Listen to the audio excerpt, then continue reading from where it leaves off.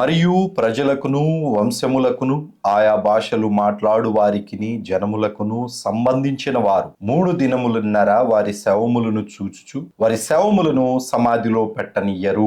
ఈ 2 ప్రవక్తలు భూనివాసులను బాధించినందున భూనివాసులు వారి గతి చూచి సంతోషించుచు ఉత్సహించుచు ఒకనికొకడు కట్నములు పంపుకొందురు. ప్రభు పేరట మీ అందరికీ నా హృదయపూర్వకమైన వందనాలు. మన తండ్రి అయినటువంటి దేవుని నుండి, ప్రభు అయిన యేసు క్రీస్తు నుండి, పరిశుద్ధాత్మ దేవుని నుండి కృపయు కనికరమును సమాధానమును మీ అందరికీ కలుగునుగాక. చిన్న ప్రార్థన చేసుకొని చదవబడిన వాక్యాన్ని ధ్యానం చేద్దాం. ప్రేమ కలిగిన తండ్రి, మహిమ కలిగిన మా యేసు ప్రభువా, మీకు వందనాలు. ఘనమైన ప్రశస్తమైన మీ ఉన్నతమైన నామంలో మమ్మల్ని బ్రతికించి భద్రపరిచి సజీవుల లెక్కలో ఉంచి తండ్రి మీ ఎదుట పరిశుద్ధమైనటువంటి ప్రవర్తన కలిగిన వారముగాను, మీ వాక్యమునకు కట్టుబడినటువంటి వారముగాను, మీరిచ్చినటువంటి రక్షణను శిరస్సు మీద ధరించుకొని మా బ్రతుకు దినములన్నీ నీ సన్నిధిలో ఉండే కృపనిచ్చినందుకు మీకు వందనాలు. మా బ్రతుకు దినములన్నీ మీకు నమ్మకముగా ఉండి ఆ నిత్యత్వమును పొందుకునే కృపను మాకు దయచేయండి. మీ నామ ఘనత మహిమార్థమై అయ్యా మా జీవితాలలో ఒకవేళ ఈ యొక్క దినాలు గనక జరిగితే మేము ఏ రీతిగా ఉండాలో సిద్ధపరచుకోవడానికి నీ కృపను మాకు అనుగ్రహించండి. ప్రకటన గ్రంథమును సమస్తమును కూడా నాయన ప్రతి ఒక్కరికి అర్థమయ్యే రీతిలో మీరు మాతో మాట్లాడుతూ ఉన్నందుకు మీకు వందనాలు. వినగలిగే చెవులను, గ్రహించగలిగేటువంటి హృదయమును మాకు అనుగ్రహించమని యేసయ్య పుణ్యనామం అడిగి వేడుకొని ప్రారంభించుకుంటున్నాము తండ్రి, ఆమేన్. మరొకసారి ప్రభు పేరట మీ అందరికీ నా హృదయపూర్వకమైన వందనాలు. ఇక్కడ మనం చదువుకున్నటువంటి వాక్య భాగంలో 2 సాక్షులను క్రూర మృగమైనటువంటి వాడు చంపివేశాడు. ఇది 2వ 3.5 సంవత్సరంలో చివరి భాగములో జరుగుతున్నటువంటి సంఘటన. అదే సమయానికి యెరూషలేములో హర్మెగిద్దోన్ అనేటువంటి యుద్ధము జరుగుతూ ఉన్నది. ఈ హర్మెగిద్దోన్ అనేటువంటి యుద్ధము ప్రభు అయిన యేసు క్రీస్తు 7వ ముద్రను విప్పదీసిన తరువాత 7 దూతలు 7 బూరలు పట్టుకొని వచ్చారు. ఒక్కొక్క దూత బూర ఊదుచూ ఉండగా 30 నెలలు గడిచిపోయినాయి. చివరి దూత అయినటువంటి ఈ 7వ దూత బూర ఊదినప్పుడు మరలా 7 దూతలు 7 పాత్రలు పట్టుకుని వచ్చారు. ఆ పాత్రలలో 6వ పాత్ర 7వ పాత్ర అనేటువంటివి 2 పాత్రల కాలంలో, అనగా ఒక్కొక్క పాత్ర వచ్చేసి 55 దినాలు సుమారుగా జరుగుతూ ఉన్నది. 110 దినాల నుంచి ఈ 2 సాక్షులను చంపి పడవేసేటప్పటికి 106 దినాల నుంచి ఈ యుద్ధము జరుగుతూనే ఉన్నది. ఆ యుద్ధమునకు సంబంధించినటువంటి కార్యక్రమాలు 6వ దూత తన పాత్రను యూఫ్రటీస్ అను మహానది మీద కుమ్మరించినది మొదలుకొని ప్రారంభమైనాయి. అయితే ఈ యుద్ధము జరుగుతూ ఉండగా ఈ యుద్ధము చేసేటువంటి వారు ఇశ్రాయేలీల దేశమును సంపూర్ణంగా ఆక్రమించుకోవాలి అని, ప్రత్యేకించి దేవుని ఆలయము కట్టబడినటువంటి స్థలములో ఉన్నటువంటి పరిశుద్ధ స్థలమును, అతి పరిశుద్ధ స్థలమును కూడా ఆక్రమించుకొని సంపూర్ణంగా ఇశ్రాయేలీలు అనేటువంటి వారిని లేకుండా చెయ్యాలి అనేటువంటిది ఈ ఇశ్రాయేలీల శత్రువుల యొక్క ఉద్దేశం. అయితే దేవుని పక్షమున ఉన్నటువంటి ఇశ్రాయేలీయులు వారిలో నివాసము చేస్తూ ఉన్నటువంటి, వారిలో దేవుడు ఉంచినటువంటి మిఖాయేలు అనేటువంటి ప్రధాన దూత ద్వారా యుద్ధములను జరిగిస్తూ అనేక యుద్ధాలలో జయము పొందుకునేటువంటి విధముగా ఇశ్రాయేలీల పక్షమున దేవుని దూత యుద్ధము చేశాడు. దానియేలు గ్రంథంలో ఆ మాటలు మనం చదువుకున్నాం. అయితే ఈ 2 సాక్షులను క్రూర మృగమైనటువంటి వాడు చంపి పడవేసిన తరువాత భూమిలో నుంచి వచ్చిన క్రూర మృగం చంపి వీధులలో పడవేసిన తరువాత జరిగినటువంటి పరిణామాలను ఒక్కొక్క వచనంలో చాలా స్పష్టంగా వ్రాసుకుంటూ వచ్చారు. ఒక పక్కనేమో హర్మెగిద్దోన్ అనేటువంటి యుద్ధము జరుగుతూ ఉన్నది. ఆ యుద్ధము చివరి భాగములో ఇక 3 రోజుల్లో, ఒక 4 రోజుల్లో ఈ యుద్ధము ముగిసిపోతది అని బైబిల్ ప్రకారముగా వ్రాయబడినటువంటి లేఖనాలు ఆధారము చేసుకొని 4 దినాలలో ముగిసిపోతది అని అనుకుంటున్నటువంటి సమయంలో వీరిద్దరిని చంపి వీధుల్లో పడవేశారు. పడవేసినటువంటి స్థితి, యుద్ధము చేసినటువంటి స్థితి గతంలో మనం మాట్లాడుకున్నాం. ఈ దినాన ఈ 2 సాక్షులను ఆ వీధులలో పడవేసి ఉన్నప్పుడు యేసుక్రీస్తు సిలువ మోసుకొని ఏ వీధులలోనైతే వెళ్ళాడో అదే వీధులలో ఈ 2 సాక్షులను పడవేసిన తరువాత, వారి శవములను పడవేసిన తరువాత ప్రజలకును వంశములకును ఆయా భాషలు మాట్లాడు వారికిని జనములకును సంబంధించిన వారు అని వ్రాసి ఉన్నది. జనములు అనగా ఈ 2 సాక్షులు బ్రతికి ఉండగా, అనగా 2వ 3.5 సంవత్సరం ఆరంభము నుంచి వీరు చనిపోయేటంత వరకు ఈ పరిశుద్ధ స్థలాన్ని, అతి పరిశుద్ధ స్థలాన్ని ఆక్రమించుకోవడానికి వచ్చే ప్రతి సైన్యమును, ప్రతి ఉగ్రవాదులను, ప్రతి దేశము నుంచి వచ్చినటువంటి సైన్యాన్ని ఈ ఇద్దరు సాక్షులు వారి నోట నుండి వచ్చినటువంటి అగ్ని ద్వారా చంపివేశారు. ఇక్కడ ప్రజలకును అని వ్రాసి ఉన్నది. ప్రజలు అంటే ఏ ఏ దేశాలలోనైతే నివాసము చేస్తూ ఉన్నారో ఆ దేశమునకు సంబంధించినటువంటి జనాభా అంతటిని ప్రజలు అని ఇక్కడ మనం తీసుకోవచ్చు.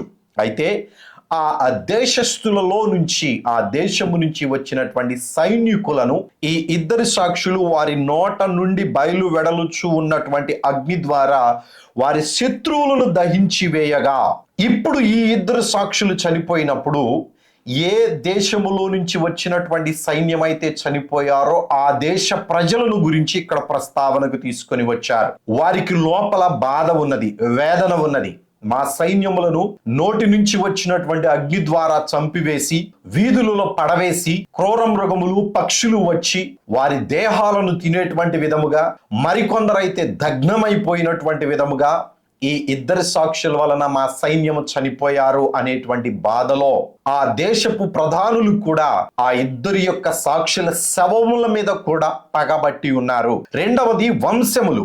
ఈ వంశములైనటువంటి వారికి ఇద్దరు సాక్షులు చేసినటువంటి హాని ఏమిటి, బాధించిన విధానం ఏమిటి అనేటువంటిది మనం గమనించినట్లయితే, ఈ వంశములు అనేటువంటి వారు చాలా మంది మీరు మీ దేవుడు గురించి గొప్పగా చెప్తూ ఉన్నారు, మా వంశమే గొప్పది, మీరు చేసేటువంటి పనులన్నీ కూడా ప్రపంచానికి నష్టము కలిగించేటువంటి పనులు, మీరు చేసేటువంటి ప్రతిదీ కూడా దైవత్వమునకు సంబంధించినటువంటివి కావు, ఎందుకంటే మీ దేవుడు మనుషుల కళ్ళకు కనబడేటువంటి వాడు కాదు, మా వంశమునకు సంబంధించినటువంటి దేవుడు, మా జాతికి సంబంధించినటువంటి దేవుడు ఇదిగో ఇక్కడ ఉన్నాడు, అక్కడ ఉన్నాడు అని చెప్తూ ఉన్నటువంటి ఆయా ప్రాంతాలలో ఈ ఇద్దరు సాక్షులు వర్షము కురవకుండా చేశారు. 6వ వచనంలో, తాము ప్రవచించు దినముల్లో వర్షము కురవకుండా ఆకాశము మూయుటకు వారికి అధికారము కలదు అనే మాట ఈ వంశములకు సంబంధించినటువంటి వారి మధ్యలో బహు అధికముగా జరిగింది. ఈ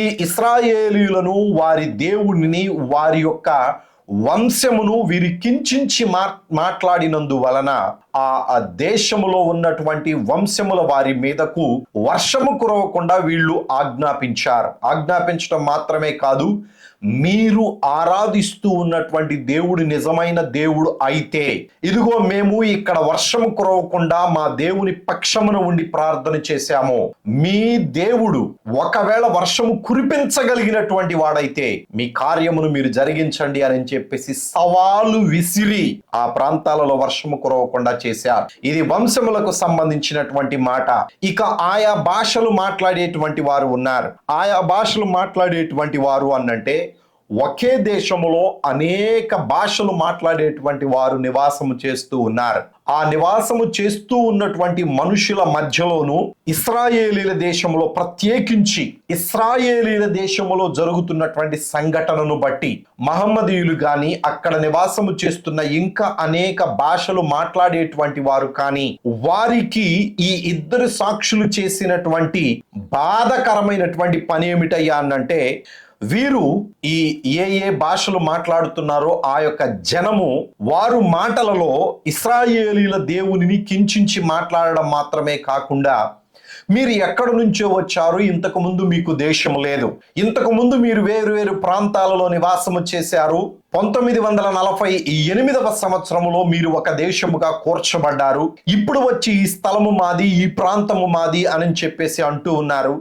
మేమైతే ఈ స్థలములో అనేక వందల వేల సంవత్సరాల నుంచి నివాసము చేస్తూ ఉన్నాము, ఇది మా భాష, ఇది మా ప్రాంతము అని చెప్పేసి వారి మీద వ్యతిరేకముగా మాట్లాడుతూ ఉన్నప్పుడు, వారి మీద ఈ ఇద్దరు సాక్షులు వారి యొక్క అధికారమును బట్టి ఆ ప్రాంతాలలో నివాసము చేస్తూ ఉన్నటువంటి ఆయా భాషలు మాట్లాడేటువంటి వారి మధ్యలో వీళ్ళు జరిగించిన బాధించిన పని ఏమిటయ్యా అనంటే, వారి ప్రాంతములలో ఉన్నటువంటి నీళ్లను రక్తముగా మార్చారు.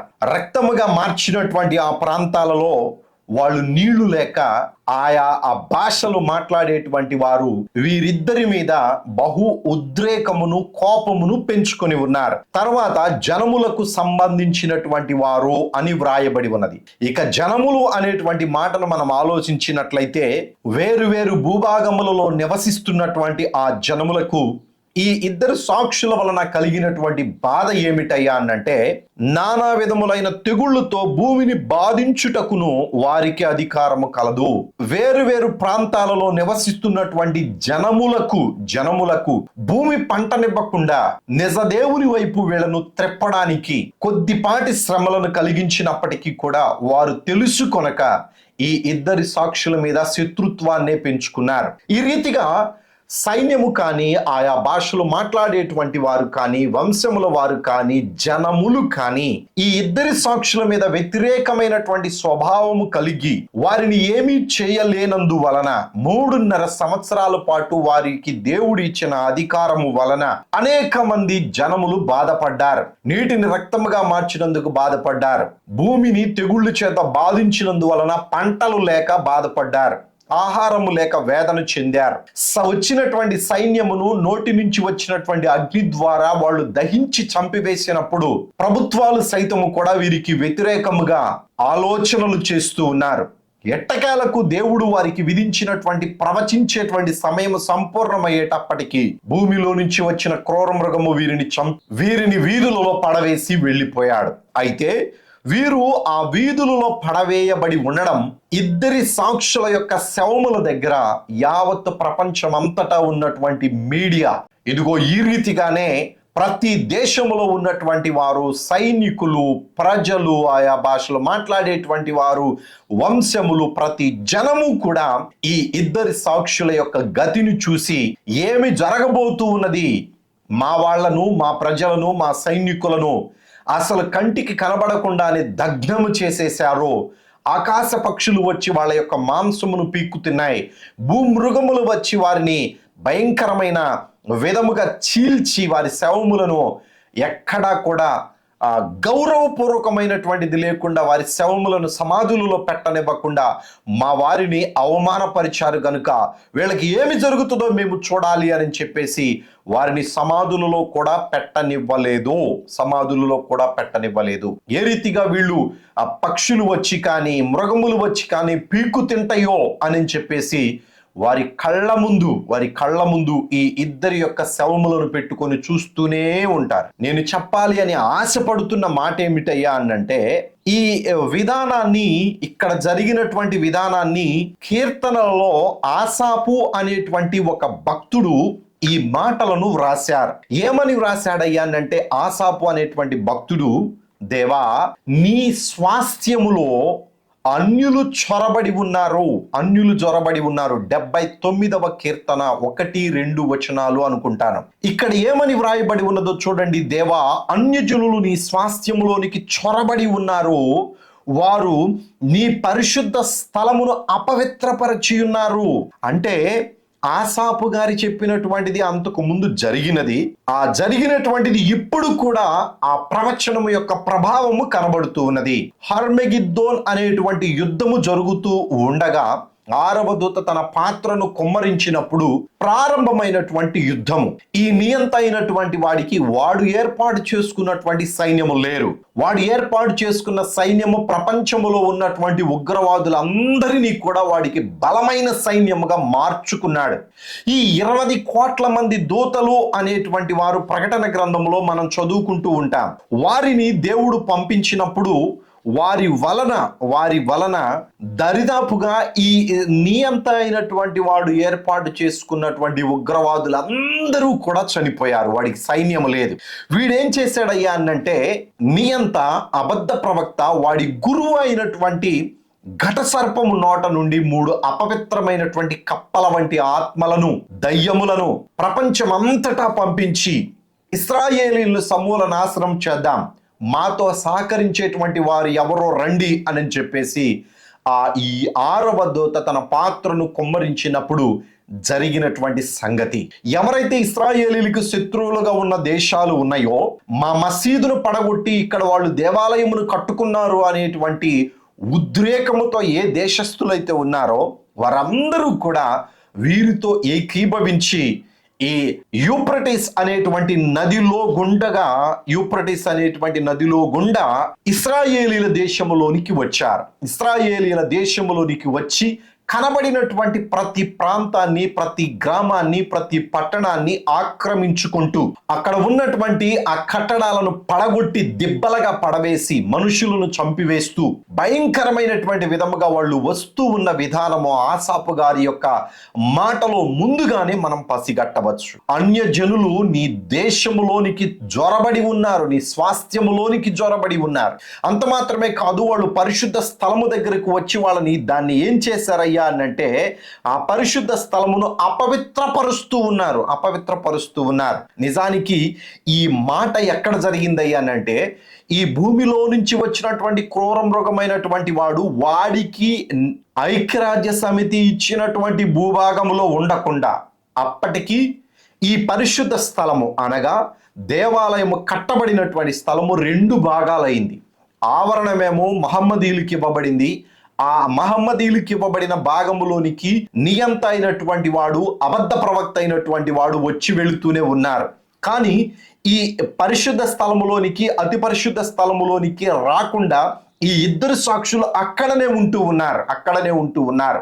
అయితే వీరిని అక్కడ నుంచి తీసుకొని వచ్చి, ఈ భూమిలో నుంచి వచ్చినటువంటి క్రూర మృగమైనటువంటి వాడు తీసుకొని వచ్చి వీధులలో వారిని చంపి పడవేసినటువంటి వైనమ కనబడుతూ ఉన్నది. పరిశుద్ధ స్థలమును అన్యులు త్రొక్కుదురు అనేటువంటి మాట ఆ 3.5 సంవత్సరాలలో జరుగుతూనే వచ్చి ఉన్నది. దేవాలయమును అపవిత్రపరిచారు. దేవాలయమును సగము వాళ్ళకు తీసుకొని, ఆవరణమును తీసుకొని అక్కడ విగ్రహాన్ని నిలబెట్టి అపవిత్రపరచి దేవుని మందిరమును అపవిత్రపరుస్తూ ఉన్నటువంటి కార్యాలు అక్కడ కళ్ళతోటి చూస్తూనే ఉంటాం మనం ఆ దినాలలో. అయితే ఆసాపు రాసినటువంటి ఈ కీర్తనల్లో ఇంకా క్రిందకు మనం చదువుకుంటూ వచ్చినట్లయితే, వారు నీ సేవకుల కళేబరములను ఆకాశ పక్షులకు ఎరగా వేసి ఉన్నారు, నీ భక్తుల యొక్క శవములను జంతువులకు ఆహారముగా పారవేసి ఉన్నారు అంటూ ఉన్నాడు.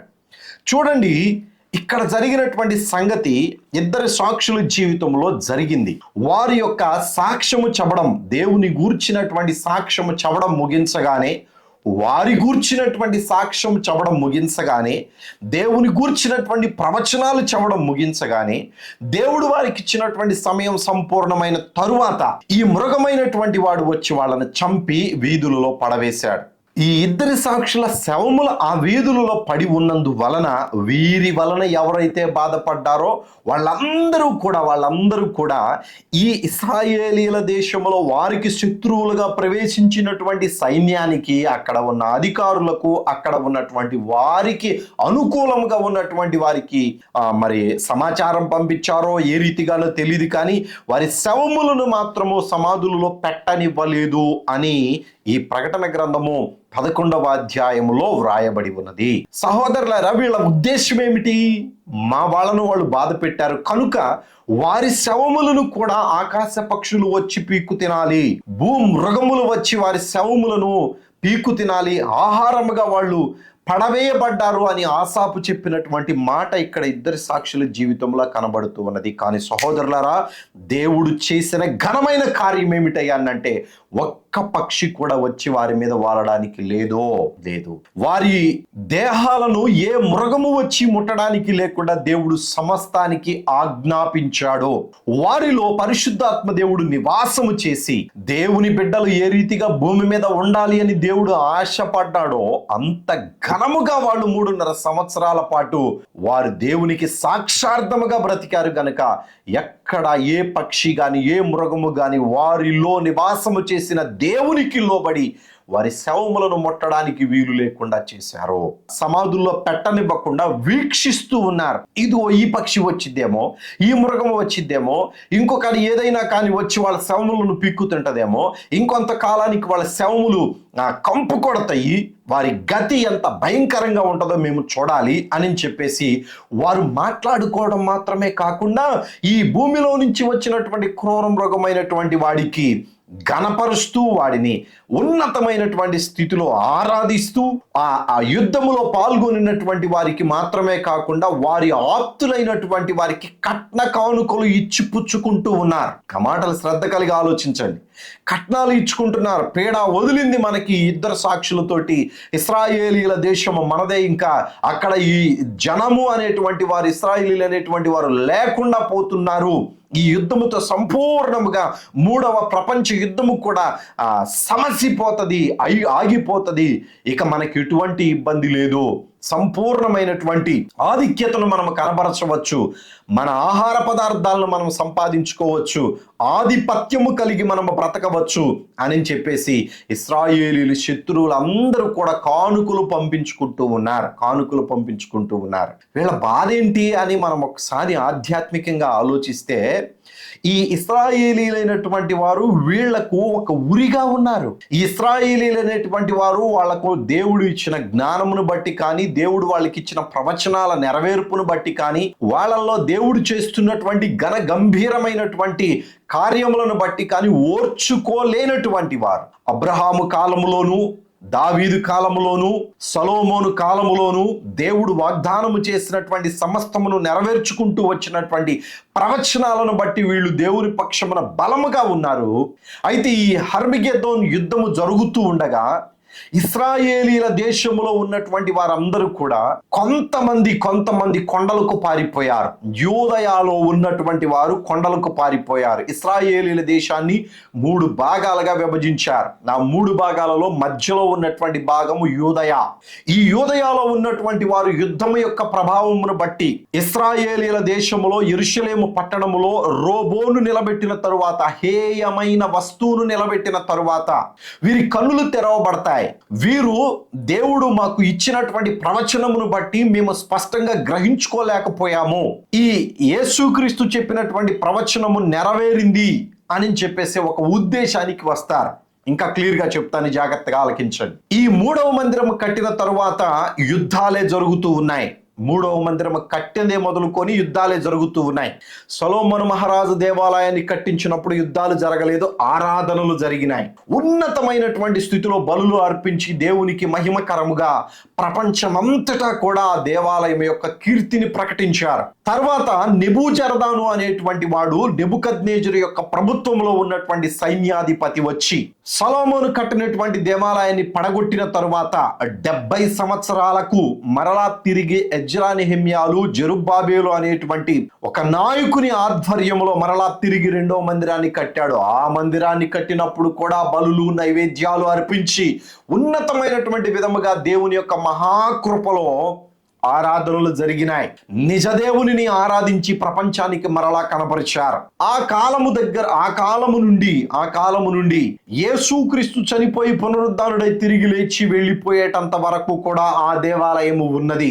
టైటస్ అనేటువంటి వాడు వచ్చి మరలా ఆ దేవాలయాన్ని కూడా పడగొట్టాడు. కానీ 3వ మందిరము కట్టినది మొదలుకొని యేసుక్రీస్తు 2వ ముద్రను విప్పదీసినప్పుడు యెరూషలేము దేవాలయము ప్రపంచానికి కనబడుతుంది. అది 3వ దేవాలయం. ఆ దేవాలయం కట్టినది మొదలుకొని బలులు, నైవేద్యాలు కాదు, యుద్ధాలు జరుగుతూ ఉన్నాయి. ఏమిటి? మేము క్రమము తప్పకుండా చక్కగా దేవుడు చెప్పిన ఆజ్ఞల ప్రకారముగా మేము ఈ యొక్క దేవాలయాన్ని కట్టాం. ఇదిగో మాకు కలాలనేటువంటి పాత్ర కూడా దొరికింది, ఎర్రని పెయ్య కూడా దొరికింది. ఆ ఎర్రని పెయ్య యొక్క భస్మమును తీసుకొని మేమందరము కూడా పరిశుద్ధపరచబడి దేవాలయాన్ని కట్టాము. కానీ యుద్ధాలు జరుగుతూ ఉన్నాయి. మేము దేవాలయము కట్టిన వెంటనే బలి నైవేద్యాలు ఆపివేశారు. బలి నైవేద్యాలు ఆపివేసినది మొదలుకొని ఇదిగో హేయమైన వస్తువు నిలబెట్టేటంత వరకు 1290 దినములు జరిగినాయి. ఇది దానియేలు గారు చెప్పినటువంటి ప్రవచనము. ఈ ప్రవచనము ప్రభు అయిన యేసుక్రీస్తు శరీరధారిగా భూమి మీద ఉన్నప్పుడు కూడా చెప్పారు. ఈ బలి నైవేద్యములు ఆగిపోయినది మొదలుకొని హేయమైన వస్తువు నిలవబెట్టినప్పుడు ఇశ్రాయేలీయుల యొక్క కన్నులు తెరవబడతాయి. అప్పుడు వారు, చదువుతున్నాను 24వ అధ్యాయము 15వ వచనము, కాబట్టి ప్రవక్త అయిన దానియేలు ద్వారా చెప్పబడిన నాశనకరమైన హేయ వస్తువు పరిశుద్ధ స్థలమందు నిలవబెట్టుట మీరు చూడగానే చదువువాడును గ్రహించునుగాక. యూదయాలో ఉండు వారు కొండలకు పారిపోవలెను అని వ్రాశారు. సహోదరులారా, ఇక్కడ యేసుక్రీస్తు చెప్పబడినటువంటి మాట ప్రాముఖ్యముగా ఈ ఇద్దరు సాక్షుల మాత్రమే కాదు, 1,44,000 మంది మాత్రమే కాదు, ఇశ్రాయేలీల దేశంలో అనేక లక్షల మంది ఈ మాటను అంగీకరించి వారు చేసినటువంటి పొరపాటు ఏమిటో ఇశ్రాయేలీలకు అందరికీ తెల్లగా తెలియజేసి ప్రకటన చేస్తారు. అదేమిటో చెప్తున్నాను, ఒకసారి దేవుని మాటలను శ్రద్ధ కలిగి ఆలోచించండి. ఇక్కడ యేసుక్రీస్తు చెప్పినటువంటి ఈ మాటను చూసినప్పుడు వారు దేవాలయము కట్టినది మొదలుకొని బలి నైవేద్యాలు ఆపివేశారు. ఎందుకు ఆపివేశారయ్యానంటే మహమ్మదీయుల యొక్క మసీదును పడగొట్టినందువలన ఉన్నటువంటి దేశాల వాళ్ళందరూ కూడా వచ్చి ఆ బలి నైవేద్యాలను ఆపివేసి యుద్ధాలు జరుగుతూ ఉన్నాయి. 1290 దినములు జరిగిన తరువాత హేయమైన వస్తువును తీసుకొచ్చి పెట్టారు.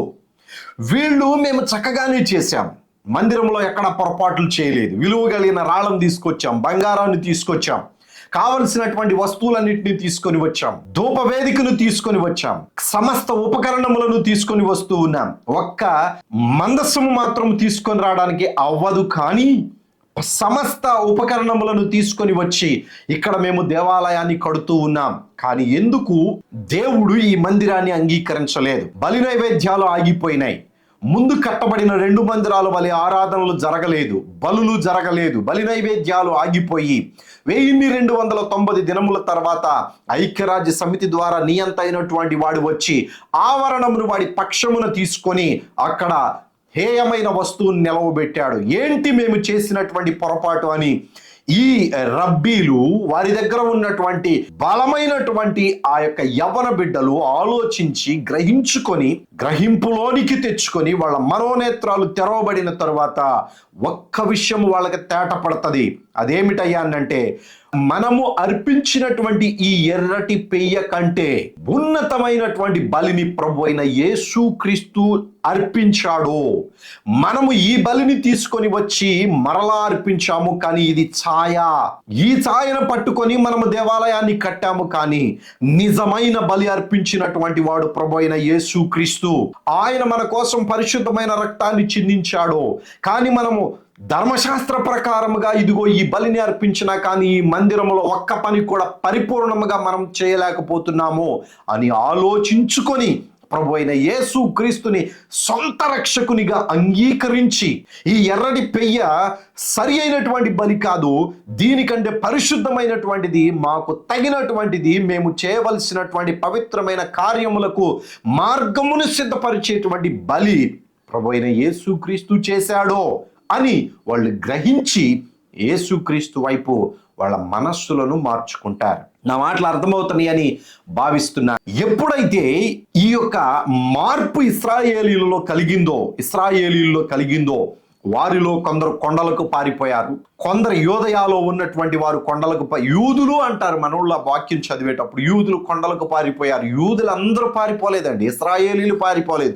యూదయ అనేటువంటి ప్రాంతంలో ఉన్న వాళ్ళు పారిపోయారు. హర్మగెదోను యుద్ధములో వస్తూ ఉన్నటువంటి ఆ సైన్యము ఒక్కొక్క ప్రాంతాన్ని గెలుచుకుంటూ దెబ్బలుగా ఆ యొక్క కట్టడలన్నిటినీ కూడా పడవేస్తూ కనబడినటువంటి ఇశ్రాయేలీలను చంపివేస్తూ వస్తున్నటువంటి కాలంలో భయంకరమైనటువంటి పరిస్థితి ఇశ్రాయేలీల దేశంలో ఏర్పడినప్పుడు దేవుని బిడ్డలైనటువంటి వారు కొందరు, ఇశ్రాయేలీలైనటువంటి వారు కొందరు భూమి లోపల బంకర్లు అనేటువంటివి ఇప్పుడు కొత్తగా ఇశ్రాయేలీలు ఏర్పాటు చేసుకున్నారు. వాటిలో నివాసము చేస్తూ ఉండడానికి దేవుడు కృపను అనుగ్రహించారు. ఇశ్రాయేలీలు రూల్ చేసేటువంటి ప్రభుత్వం అయితే ఏ రీతిగా ఈ సైన్యాన్ని మనం హతము చేయాలి అనే ఉద్దేశాలలో వాళ్ళు ప్రయత్నాలు చేస్తూనే ఉన్నారు. ఇటువంటి సిచ్యువేషన్లో, ఇటువంటి సందర్భంలో మీడియా అంతా ఇశ్రాయేలీల దేశం మీదనే, ఇద్దరు సాక్షుల మీదనే, వారి శవముల మీదనే ఉంటూ ఉండగా ప్రపంచంలో ఉన్నటువంటి ఇశ్రాయేలీల శత్రువులందరూ ఇక కొద్ది దినాలలో మాకు జయం రాబోతూ ఉన్నది, ఈ మూడవ ప్రపంచ యుద్ధం ముగిసిపోబోతూ ఉన్నది, ఇశ్రాయేలీని సర్వనాశనం చేయబోతూ ఉన్నాము అని ఉవ్వుళ్ళు ఊరుతూ ఉన్నటువంటి సందర్భాన్ని వాళ్ళు సెలబ్రేట్ చేసుకుంటున్నారు. కట్నాలు పంపించుకుంటున్నారు, కానుకలను పంపించుకుంటున్నారు.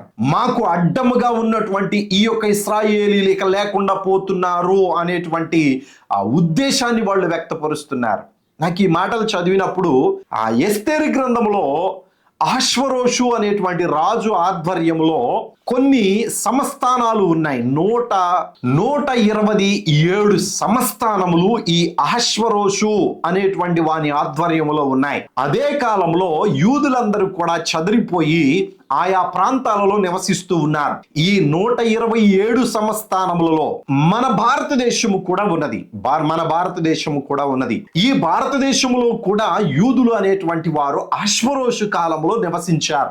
అయితే ఈ 127 సంస్థానాలలో కొన్ని ప్రాంతాలలో యూదులు నివాసము చేస్తూ ఉండగా హామాను అనేటువంటి వాడు ఈ యూదులను ఈ రీతిగానే లేకుండా చేయాలి అనే ఉవ్విళ్ళు ఊరుతూ కొంతమంది సైన్యాన్ని ఆయా ప్రాంతాలలో సమకూర్చాడు. వారిని సంపూర్ణంగా నాశనం చేయాలి అనేటువంటి సాతాను స్వభావం కలిగినటువంటి వాడై సైన్యాన్ని సమకూర్చినప్పుడు దేవుడు మొర్దుకై అనేటువంటి వ్యక్తిని లేపాడు.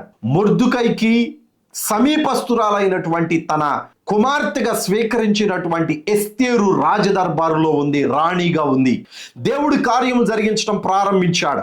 మొర్దుకైకి తెలిసినటువంటి సమాచారం ప్రకారము రాజు యొక్క మరణము నుంచి తప్పించాడు. ఆ రాజు ఆ యొక్క మాటను విని మొర్దుకైకి ఉన్నతమైనటువంటి పోస్టుని ఇచ్చాడు. ఈ 127 సంస్థానాలలో మొర్దుకై పేరు ప్రతి ఒక్కని చెవున వినబడుతూ ఉన్నది. అయితే ఈ ఇశ్రాయేలీలను హామాను చంపాలి అనుకుంటున్నాడు అనేటువంటి సంగతి ఎస్తేరు రాజుకు తెలియచేసినప్పుడు దానిని నేను ఆపడానికి కుదరదు, కానీ యుద్ధము చేయడానికి మరొక తాకీదును నేను ఇవ్వగలను అని చెప్పేసి రాజు చెప్పిన మాటను బట్టి మొర్దుకై కొన్ని తాకీదులను చేయించి 127 సంస్థానాలకు కూడా తాకీదులను పంపించాడు. పంపించినటువంటి ఆ సంస్థానముల్లో ఉన్నవారు యూదులందరూ కూడా వారిని చంపాలి అని ఎవరైతే ఊహిస్తున్నారో తిరిగి వారి మీద యుద్ధము చేయడానికి ఆ తాకీదులో వ్రాయించి పంపించారు. అదే మాదిరిగా అదారు అనేటువంటి మాసములో 13వ రోజునను 14వ రోజునను యూదులు కత్తులు తీసి అనేక మందిని చంపి ప్రాముఖ్యముగా హామాను నియమించినటువంటి ప్రతి సైన్యాన్ని చంపివేసి ఏ రీతిగా అయితే ఇశ్రాయేలీయులు జయమును పొందుకొని మేము దేవుని మహాకృపను బట్టి మా ప్రాణములను రక్షించుకోగలిగాము, నీతి న్యాయముతో యుద్ధము చేయగలిగాము, ఆయా ప్రాంతాలలో ఉన్నటువంటి వారి శత్రువులు చంపివేశారే కానీ ఎక్కడా కూడా ఒక వస్తువును దోచుకోలేదు. మీరు కావాలంటే ఎస్తేరు గ్రంథంలో చదవచ్చు. అయితే ఆ అదారు అనేటువంటి మాసం 13వ తారీఖున 14వ తారీఖున వాళ్ళు జయించినటువంటి జయమును బట్టి, విజయాన్ని బట్టి వాళ్ళు కానుకలను పంపించుకున్నారు. ఆ మాట చదువుతున్నాను, ఒకసారి మీరు ఆలోచన చేయండి.